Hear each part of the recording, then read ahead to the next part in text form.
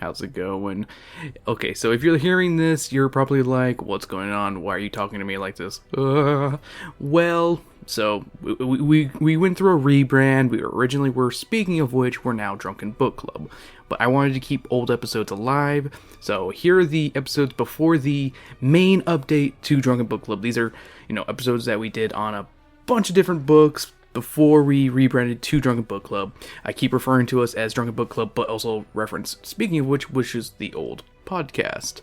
So, there we are. Also, our new socials for this are at DBC_pod for Twitter, and our Patreon is patreon.com/Drunken Book Club.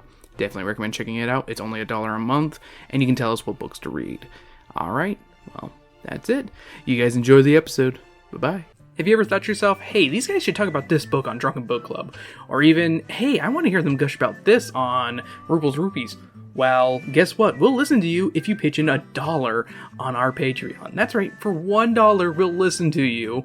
And along with that $1, you know what else you get? You get access to all the bonus episodes that I put out every single week, including the backlogs, and early access to all our podcasts and videos, and everything else that I put up on there. So for $1, I think it's pretty much worth it, but you be the judge. Check it out. It's at patreon.com/speaking of which. Thank you and enjoy the show.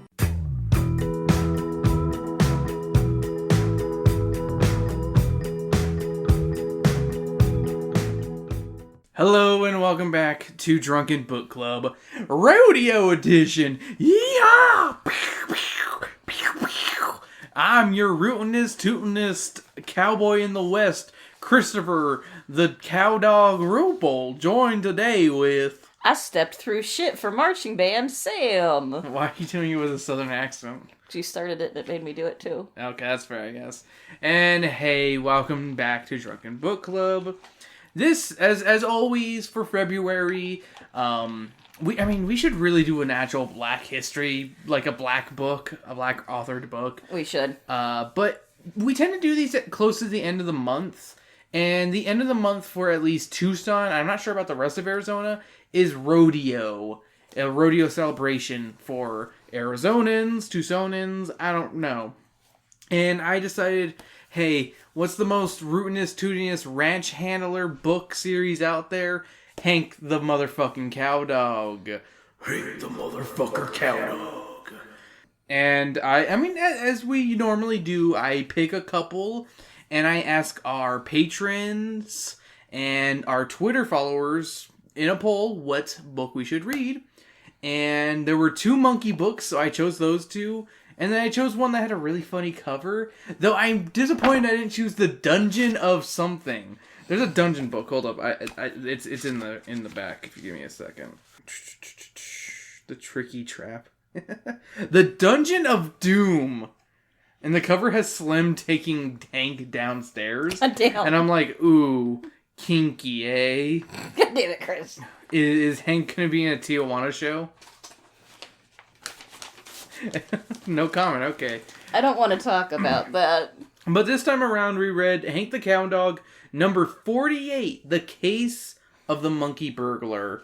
Now, Sam, as always, we should talk about what we pre-gamed on for Drunken Book Club. You want to go first? I had a shot of chocolate banana whiskey. Yes, we both had a shot of dark chocolate banana whiskey. It burned. If you're not down with the whiskey like Rupel is, it burns. I don't remember the brand. Hey, editors, note the brand here. Isn't it? It's not Screwball. It's not Screwball. I don't think it is. Editors, note it here. Thanks, Chris. Here's that editor's note you requested, Mr. Rupel. The brand's called Scatterbrain.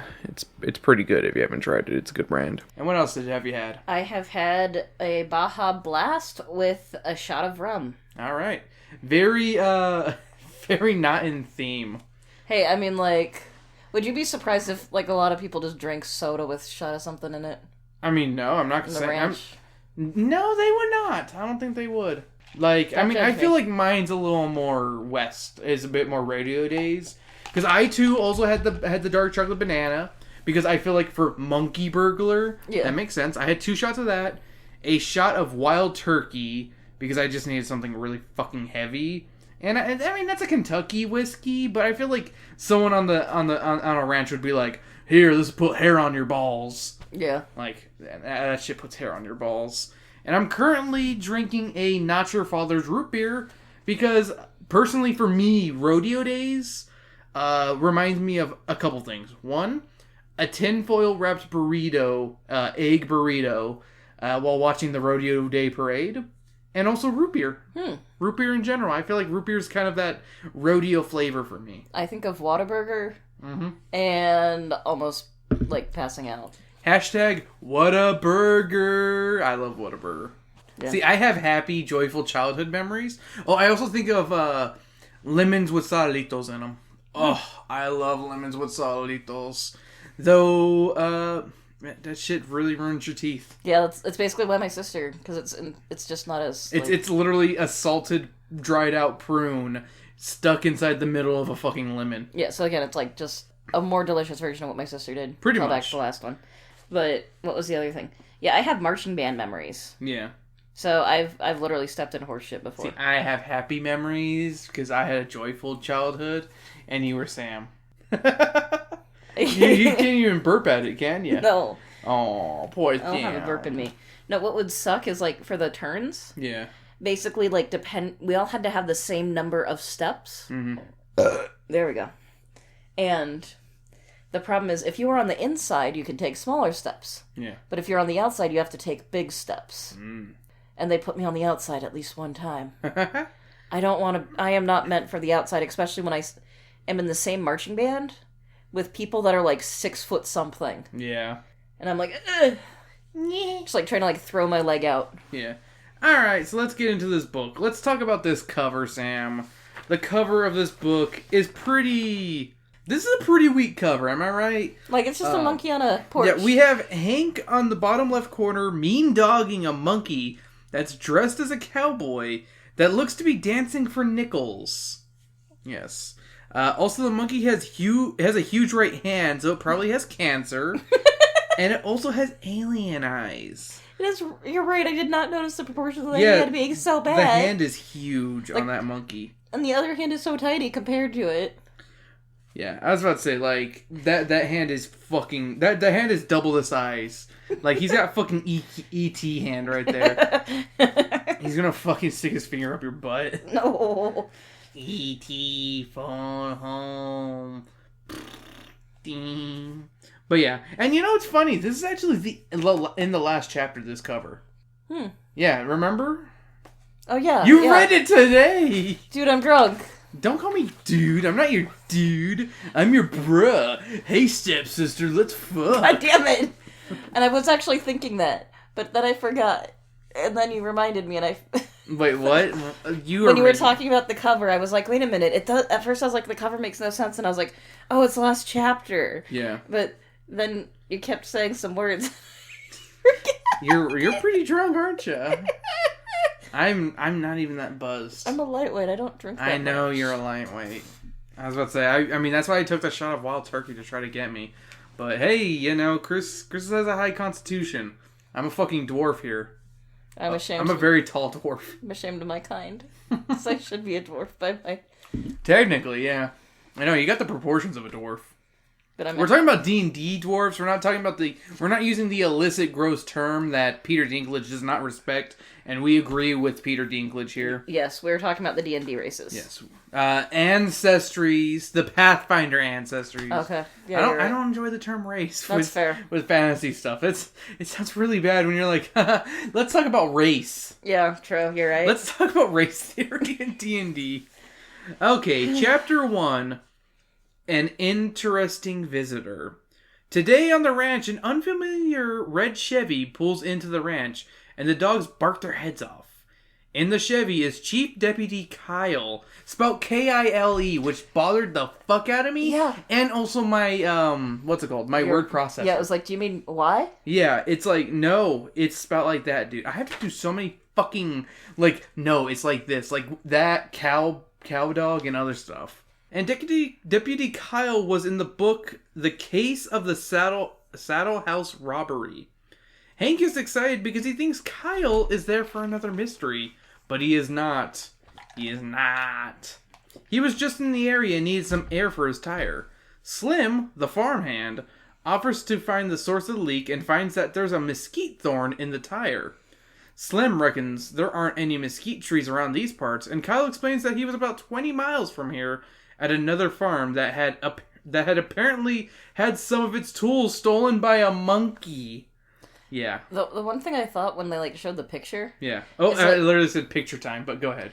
It's a really tiny thin needle, but typically they don't tend to detach like that. Yeah, no, they don't. Mesquite trees don't really break off their thorns like that. Yeah, you would either have the whole damn branch on your tire, which that could happen. Yeah, but I'm more Those thinking... fuckers, hurt I'm more thinking you wouldn't make 20 miles with that in your tires, what I'm thinking. Yeah. Or it would have been something else. Yeah, it looked more like a cactus needle. I was about to say, I feel like John R. Erickson, is that his name?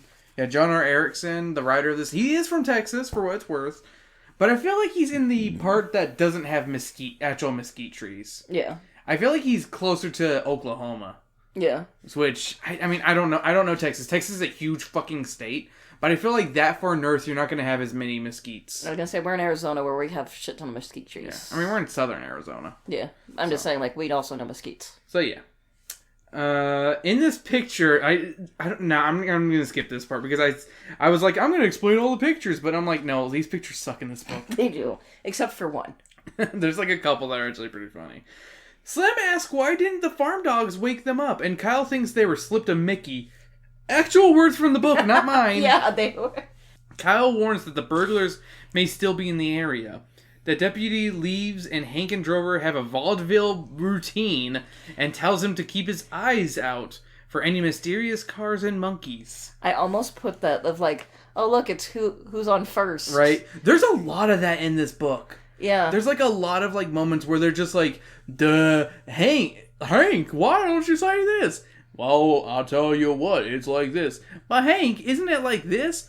Oh, Drover, you idiot. It's like this. Oh, Hank. It's just back and forth, back and forth. It's a lot of back and forth. It's like shit I would write for babies. I put page 2. God, I forgot how much Hank rambles. Oh, he rambles so fucking much in this book. There is a lot of page filler in this book. Yeah, it's so filling. I'd say there's about 10%. I'd say 10% of this book is page fill, which we'll get to eventually. We'll get to there soon. Chapter 2. Loper and Sally Mae go on vacation. Vacation's all they ever wanted. Vacation had to get away. When was the first time you heard that song, Sam? I don't know. I remember. It was the Rugrats Vegas episode. Maybe. I don't know. For me, at least. I remember that came on at 9 and my bedtime was 9 o'clock and I couldn't watch it, but my brother could, and I was very angry, but they recorded it for me. That's nice, at least. That was very kind. I was gonna say, I still have that recording somewhere. My friends went and saw the Rugrats in Paris one. Yeah. Without me. Oh. And they wouldn't shut the fuck up about it. They say that. There are a lot of movies like that, weren't there, Sam? There's a couple of ones, because I got sick, so I couldn't go. And then they were like, oh, but we're talking about the Vegas one. That's. I don't remember the Vegas one. It's an episode. I don't remember it, but that's. It was pre-Dill, I think. I don't remember. I just don't. Well, it's a great episode, and we should watch it because the babies are in Vegas and there's the tigers, and they're like, "We gotta wait a couple of hours. I'm a baby." Okay, we can watch it later. Oh, baby. Sam hates that. She was gonna hit me with her notebook. Holy shit. It's a notebook. It's not like I'm gonna She was going to assault me on fucking radio. On Radio Disney. Yeah, Radio Disney. Hey, how's it going, bitches? Loper comes over with a sour expression and tells Slim that Sally Mae is forcing him and the family to go on a 3-day vacation to the mountains. Being the ranchman that he is, he has too much work to just drop everything. Slim picks on him for not wanting to take a trip. Loper then says that Slim has to move 800 bales of hay while he's away because Loper is an asshole boss. The next morning, Loper and his family leaves.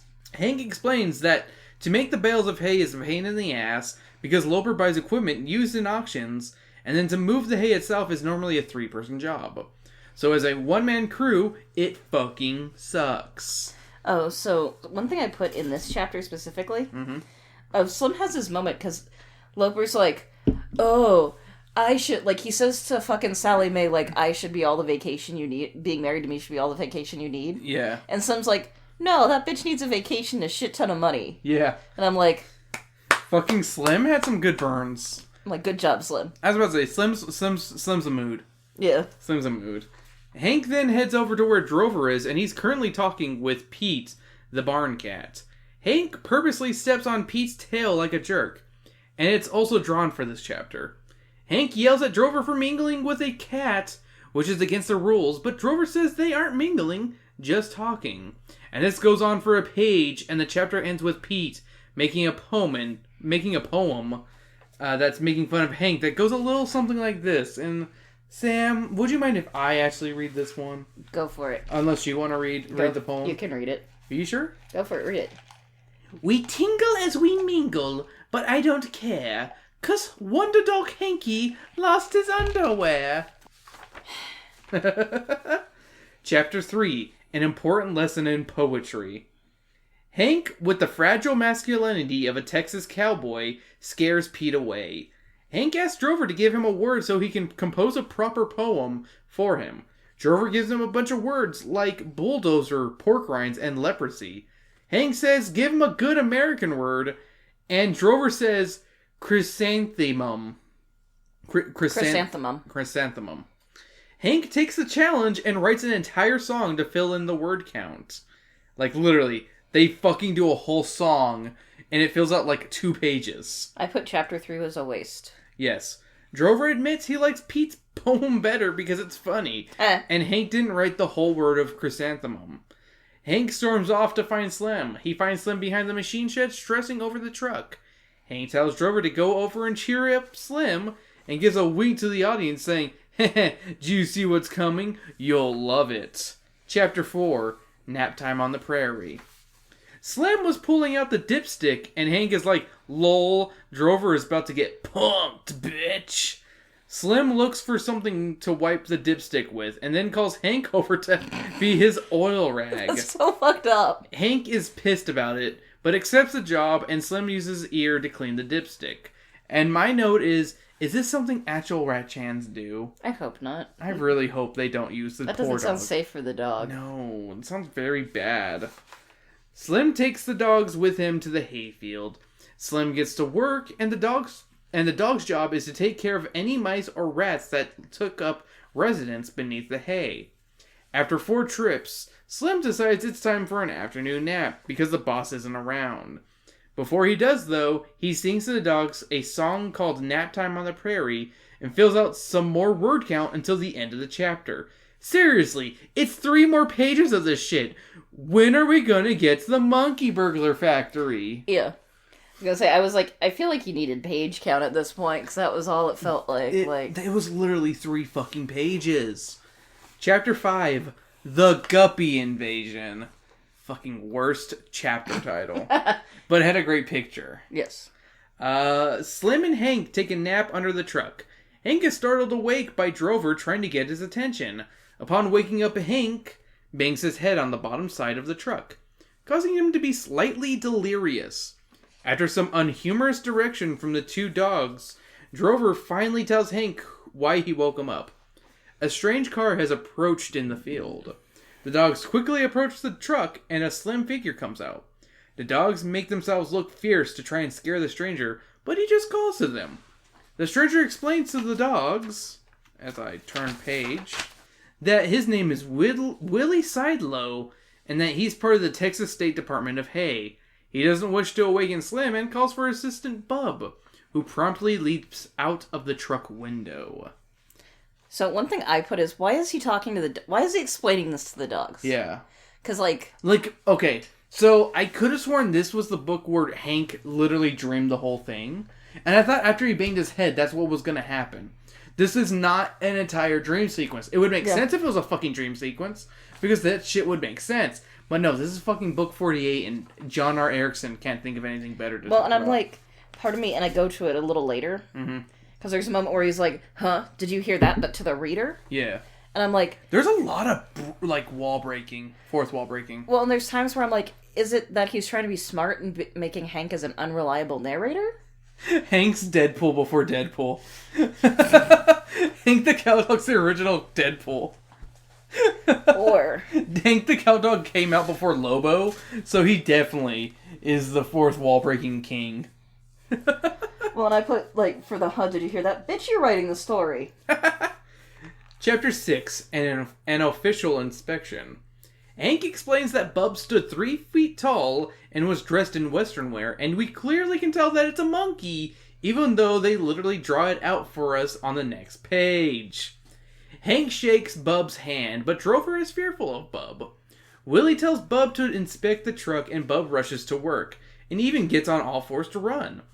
Willie explains that Bub was wounded in the war and that he's all crippled up, and that's why he runs on all fours. Same as Weiss. I just want to see Weiss all of a sudden just get on all fours and just... Right. Bub hops into the truck and pulls out 2 hay hooks, some wrenches, and Slim's lunch. They say they will have to take all of this for tests back at the lab. Except for Slim's mackerel and ketchup sandwich. They give that to Hank because they're grossed out by it. Now here's a question. Would you try a ketchup and mackerel sandwich? This is a actual common thing in these books.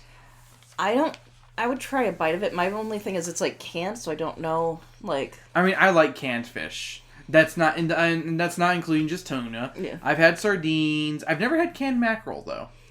I was gonna say I'd try a bite of it. I'd try a bite. Okay. I don't know if I could commit to a whole sandwich. I would have to definitely try it like mackerel by itself first. Then I would have to try it with ketchup. That's fair. And then I would maybe be like, is it good with spicy ketchup from Whataburger? Hey Whataburger, you gonna hook us up? Seriously, spicy ketchup from Whataburger is the fucking... You know, Whataburger's ketchup's really good. Yeah, I was gonna say, even their regular ketchup's good. Yeah, I mean, y'all, their fancy ketchup, it's so good. I think it's just because they're Texas, and that's why we're talking about them now. And also your thing. Yeah. I mean, I love Whataburger. Whataburger's It might be my favorite fast food place. People from California can go fuck themselves. I want pure Texas beef. Well, and also, Whataburger never gives me diarrhea. Yeah. In-N-Out does. The 2 inspectors then leave. Drover tells Hank that he thinks Bub was a monkey and that they were lying to them. Hank tells him that's bullshit. Then another truck approaches. Hank thinks it's the inspectors returning their tools, because Hank's a fucking idiot. Chapter 7, My Beloved Comes Calling. It's actually Miss Viola, a character from the series that the dogs love. She had come to see Slim. They head over to the sleeping ranch hand, and Hank licks his ear to wake him up, like if he was Hanzo. No. The only difference is not the humping. I bet he would hump, though. Slim is shocked to see Viola. She tells him that she's here asking if they've been missing any tools. Her father's wrenches have gone missing. Slim says he hasn't lost any tools. Viola then offers to help Slim. Slim accepts and goes in the truck to get his hay hooks, but can't find them. He then realizes there are monkey tracks leading to and from the truck. The dogs hear about monkey tracks and start putting it together. They hide under the truck in guilt, and Slim calls to them. Chapter 8, Drover and I Figure It Out. Slim is disappointed in the dogs not waking him up, and he explains to Viola about the monkey burglar that Deputy Kyle had told him about. They decide to head out and find the burglar since they couldn't have gone far. The dogs agree they won't be fooled by another midget with a monkey mouth or monkey ears. Actual quote from the book. Yeah, I was gonna say, that's their word, not ours. Slim and Viola return and Hank and Drover hide under the pickup again. Slim thinks they'll return to steal more, and he plans a stakeout so he can get a license number and description of the truck. Viola then offers once more to drive the hay truck for Slim, and the dogs rush from under the truck when it jolts to life with sound and fury. They finish working at 8 p.m., and Slim offers to pay Viola for the work. She says she doesn't want money, just that slim dick of his. Okay, no, she just wants a date to the dance that's happening in town. I mean, what they do after the date is their business. Yep. He obliges. Hank and Drover are hungry and head to the shed to eat. That's how the fucking chapter ends. They're hungry. Chapter 9, We Prepare for the Worst. And we also do because of this fucking book. Slim plans on having supper and taking a hot bath before the stakeout tonight. After Slim leaves the dogs, Hank dozes off. Drover wakes him up to inform him a pickup just pulled up. Hank tells Drover to watch the machine shed while he gets Slim. Hank rushes out and notices Drover has followed him. Drover admits that he's afraid of monkeys, so Hank uses him to bark up a storm to wake Slim up. Nothing. Hank thinks that Slim fell asleep in the tub. Hank spies Slim asleep in the tub and starts barking his head off, but Slim remains asleep, possibly drowned. Then there's a commotion in the machine shed. Hank then has a Telltale Games moment where he must decide whether to wake Slim or investigate the machine shed. Hank decides to go to the machine shed on his own. Chapter 10, The Moment of Truth draws near. These chapter titles are fucking bullshit. They are. Along the way, Hank is startled to see Pete the barn cat, who informs Hank of what he already knows. Hank tries to convince Pete to team up with him. Also, is Pete queer-coded? Because he keeps calling Hank Hanky. I always feel that kind of way, like he's right? Like... He might be slightly queer-coded because, oh, cats are gay. Cats are femme, so therefore, yeah. Something bullshit like that. He finally regrows a pair and goes to the shed on his own, and he discovers a girl monkey stealing their tools. And I have to take note here. The picture in this book of the girl monkey, quote-unquote, is amazing. It's clearly the same monkey as before, but in a dreadlock wig, lipstick, rouge, and a dress. It's the worst image I've seen, but I fucking love it. Well, and the shirt that it's in? Yeah. It's just like the shitty tassels, like the fringe on it. Yeah. Like, it's the worst drag so monkey. Bad. It's so bad. It needs to sashay away. It's like fucking... It's like that one episode of King of the Hill where Bobby joins the girls. No, when he has to do the stupid... What's it called? The cross-dressing cheerleader thing? Yeah. And he doesn't want to do it. And then it's like, fine, I'll do it, and he has a good time. Yeah. And he talks about how it's supposed to be kind of bad. Yeah. Hank tells the monkey to drop the tools, and they do. Hank asks them their name, and it's Lucy. Hank interrogates Lucy, and she says that Willie only pays them 2 bananas a day and a box of yum-yums that she offers a piece to Hank, which he refuses. She says that Willie sells the tools at auctions and pawn shops in Oklahoma. She gives him tears, and he feels sorry for her. She offers him once again a yum-yum, and Hank reluctantly accepts one. Chapter 11, Lucy's Heartrending Story. Lucy gives Hank one yum-yum, and he sniffs it and knows it's not drugs, so he downs it. I like that he sniffs it, and it's like, yep, not drugs. How does he know what drugs smell like, though? It's just dogs know. Dogs just intrinsically know? Yeah, except for Hank, because he's a fucking idiot. She then tells Hank her story about how she was a rebellious girl who didn't listen to her mother and joined the circus. She also worked the polls for a while, but we don't talk about that version. The monkey polls. The monkey polls. I like how stereotypical of a story. It's just like, wow, fucking Texas, eh? Joined the circus. She did a Debbie Does... Lucy Does Dallas. Lucy Does Dallas. That's to become a Dallas cowgirl. She tried, but she didn't get that far. Yeah. She didn't get enough money to get to... Apparently. You don't even know the story of Debbie Does Dallas, do you, Sam? It's been a while, okay? You've never seen it. I've seen the popsicle stick version. From fucking Robot Chicken? Yes! Oh my god. Shut up. I've actually seen it, people, just so you know. Of course I've fucking seen it. I've seen a lot of fucking movies. What are you, the cinema snob? I've seen a lot of porn and I've seen a lot of movies, thank you very much. That's an important piece of history right there, okay? Debbie Does Dallas is an important piece of not just pornography, but mainstream 2 pornography. And I'm not saying that just to sound like a snob. It's the truth. Thank you very much. She offers Hank another yum-yum, and he accepts. Hank starts to have a hard time staying up and pronouncing words. Lucy then reveals to him that she's actually Bub. What a shock to the 5-year-olds in the audience. Hank is then plopped out of the way by Bub, and he makes us take an oath not to repeat this, but who cares? Then word count continues for 2 fucking pages. There's like a page and a half just of him with a fucking oath. Yeah, it's fucking... like I said, 10% of this book is fucking... I skipped the part where Slim sings literally... Oh, no, I said he slings a fucking 3-page song. Like, for fuck's sake. There's a lot of word count in this book. So my notes for those 2 are Drag Monkey. Uh-huh. Or Drag Monkey. monk, whatever. I don't care. And then Hank's gonna get roofied. I mean, Hank did get roofied. Yeah. Chapter 12, Ruined, Disgraced, and a Dismal Failure. Hank wakes up the next morning feeling like shit, while Slim and Deputy Kyle speak over his body. Slim says they stole everything that wasn't nailed down. Slim grows through the day depressed. At 5, he gets ready for his date with Viola, and Hank gets to tag along. They grab Miss Viola and head to Lipscomb for the dance. Slim leaves Hank in the bed of the truck while they go out dancing.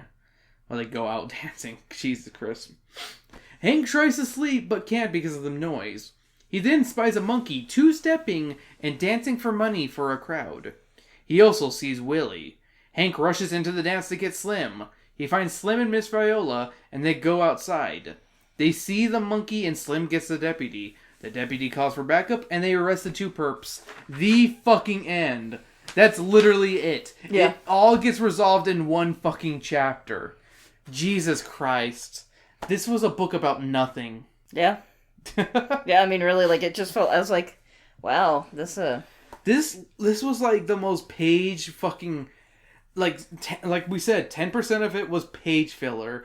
The rest was barely a plot. Yeah. Like, I don't know. Like, maybe it's because we're reading the 48th book in the series. But, hey, oh, you know what? What's the 48th Ghost book? I'm going to look it up real quick. Okay, the 48th Goosebumps book is Attack of the Jack-O-Lanterns. That's a good fucking book right there. Like, that's a legit good one right there. And, you know, there's plenty of, like I can pick on R.L. Stine and Goosebumps in general. But this shit was nothing. This Hank the Cowdog was garbaggio. Yeah. Like, fuck. I was like, wow, I read this. Yeah. There are times I read a book, or like when I reread fucking Bunnicula. Yeah. That I was like, I don't know why I don't remember this. Mm-hmm. If I got to this book, which I don't think I even did. No, I know I didn't. But if I theoretically did, I could at least understand if I didn't remember it, because there's nothing to remember. Nothing. You remember a monkey, maybe, and that's it. Yeah, I'm like, oh, monkey. But there's an earlier book with a monkey, too. Yeah. Which, I mean, maybe we should have read that one, but hey, this is the one that won the poll. I'm not angry at you guys at all. You guys chose this book, and I'm okay with it, okay? Yeah. It's a monkey book. I don't blame. You were also hoping that this book would be more interesting, too. I really did. Because you were kind of hoping this one would. Like, at first, I was really feeling this book. A bit of a slow start to the Monkey Factory, but over time, it just dragged the fuck on. This was an exhausting read, to say the least, and it was only 129 pages. At least this one wasn't outright racist. Just subtly racist. Like, one thing I put was, like, they put, like, oh, I was given drugs from the jungles of Mamby-Pamby, or something like that. Yeah. And I was like... It's shit like that, and using the term gangster monkey did not feel good. Yeah. Like, there's a lot of weird fucking, like... If you think about it too much, it might be a little racist. But I'm like... I mean, I don't know if he's really going for that, but I mean, I don't know. He's a good old boy. He could have... I can't tell you what John R. is thinking. Well, this was also made a while ago, so... 2006. Oh, never mind. Fuck it. I mean, that is technically... What? That's 16 years ago. Yeah, but it's still not like that. This book can learn to drive. Yeah. But I'm still not saying that necessarily is an excuse for, some of this stuff, because... No. This book was about 20 pages too long, and has so much filler, it could fill a pie. Yeah. Out of 5, what do you give this book? You want to hear my score? Yeah. I personally gave it a 2 out of 5. It only gets a little higher of a score because it has a monkey, and that monkey cross-dresses. Yeah, I mean, 2 out of 5 I think is fair, because it's one of those, I was able to finish it. I mean, I can finish a 1 out of 5 book. Usually 1 out of 5 is much more painful for me, typically. Yeah. This was at least, like, quick enough to breeze through. I was about to say, this was... Like, I don't think I've ever breezed through a book. Like, Bunnicula was a breeze because it was really entertaining. Yeah. This was a breeze because it was fucking like, oh, I can skip 3 pages? Okay. Yeah, like, are they doing anything for the next 3... Yeah, that was, like, the only... Yeah. But you know what? I'm going to bring back a segment that we haven't done in a while. It's called Recommendations. Okay. Alright? Because, you know, sometimes a book makes me think of certain things. And this book did make me think of 2 things. It made me think of 2 monkey movies. Monkey movie time! Okay. It made me think of Dustin Checks In. It's an orangutan movie where it's in a hotel. And the orangutan is stealing, and Jason Alexander is there. And I'm doing Lemmy Space Prince. It's not Clarence. I can't remember how to do Clarence. And then the monkey, he stole the stuff, and he kissed the guy, and But, I mean, am I wrong? I do love Justin Checks In. Yeah, I know. I need to rewatch it. I haven't seen it in quite a long time. But I remember really liking that movie as a kid. And yes, I know orangutans aren't monkeys. They're fucking awesome apes. Who gives a fudge? Close enough for this. But you know what? There is a monkey movie that actually has a monkey burglar. It's called Monkey Trouble. I've never seen it, though.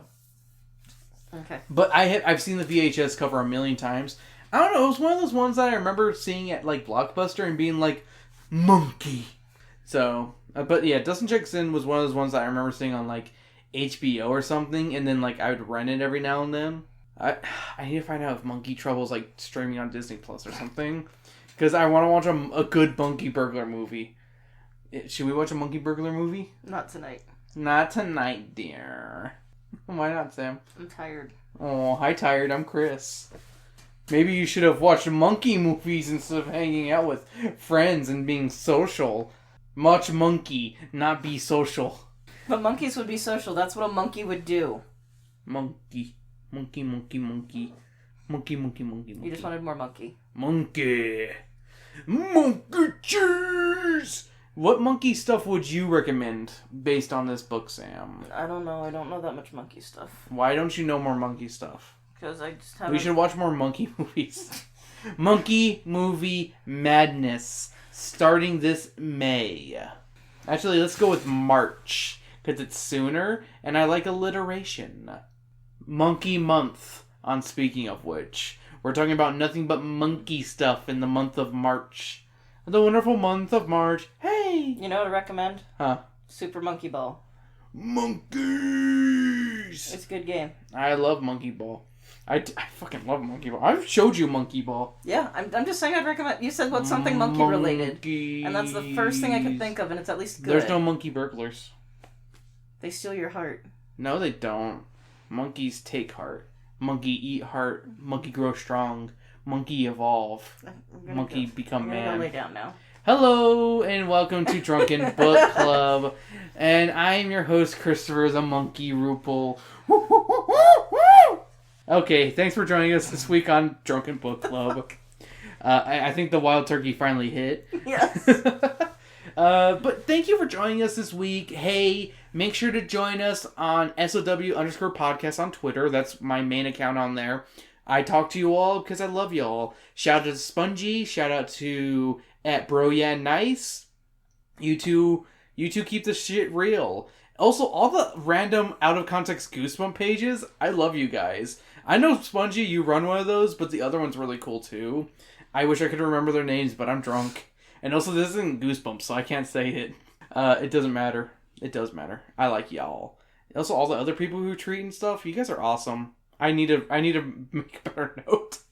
I need to take down note of who retweets. Thank you all. And make sure to follow us on Speaking of Which podcast on Facebook, but I only update it by putting up the podcast. And that's it. You can also go to the website, speakingofwhich.org.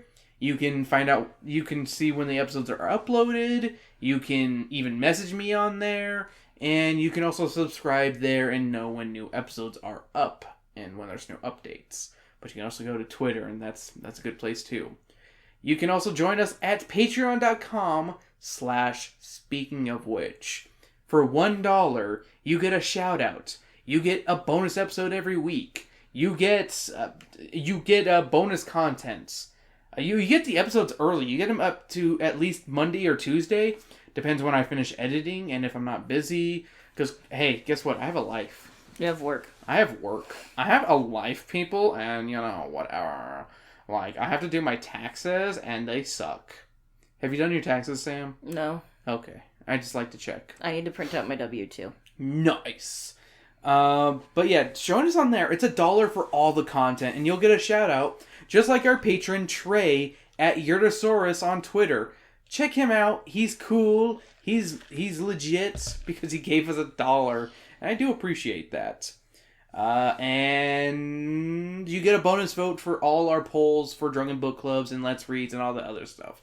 You get double the vote, and that's pretty cool. I'm just saying. And you get all that other stuff I said. Hey, Sam, where can they find you? You can find me on Instagram and Twitter at Berserker Rose. Sam, I think we're going to have to put a monkey song at the end of this. I don't know what monkey song, but we're putting a monkey song. Put a song by the Monkeys. Hey, we're the you know what? It's funny. I'm actually getting that vinyl. Because I went on Run Out Groove where they do like a monthly one. Like they do a one of like one of three will win, and they do a limited run. And I ended up buying the Monkey vinyl because I really like that one. Okay. I also bought Fear Factory's Demanufacture. Two very different, and that's where I get all. I mean, they're also the ones who've been releasing all the Type O Negative vinyls. So hey, how about some monkeys? Monkey cheese.